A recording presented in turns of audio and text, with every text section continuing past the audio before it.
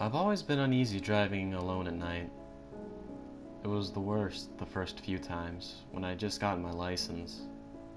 But the nagging fear has never gone away, even to this day.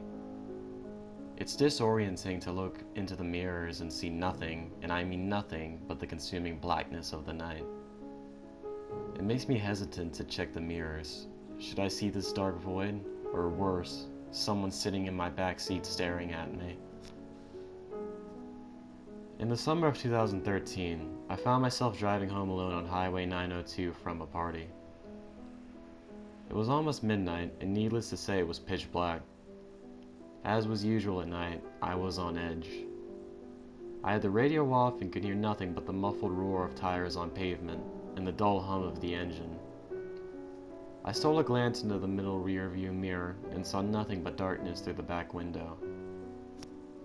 I know that I looked backwards and saw nothing. I'm sure of it. Just the seemingly endless blackness of the night. I remember it so clearly because not 10 seconds later a car passed me to my left. Headlights on. I had one of those sudden adrenaline rushes, like when you think you see a person outside your bedroom window when it's just a tree. Or when you start awake at night with a feeling of falling.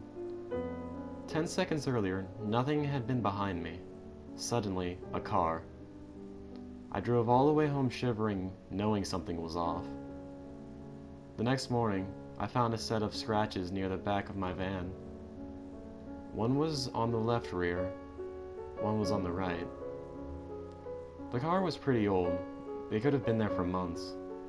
But that was the first time that I distinctively remembered seeing them.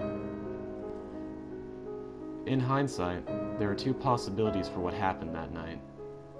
Possibility 1, by some glitch in reality, or something paranormal, this other car had somehow appeared behind me within 10 seconds of me checking my mirror, like some weird ghost crap or something.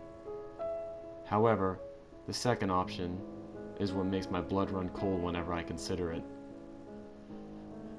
It didn't even occur to me until months after the fact, but it makes me dread driving alone at night even more.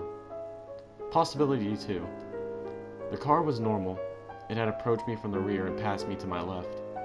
However, something large and wide and as black as the night had been clinging to the rear of my car, obscuring my view through the window and leaving deep scratches on the sides, and had inadvertently driven it home with me.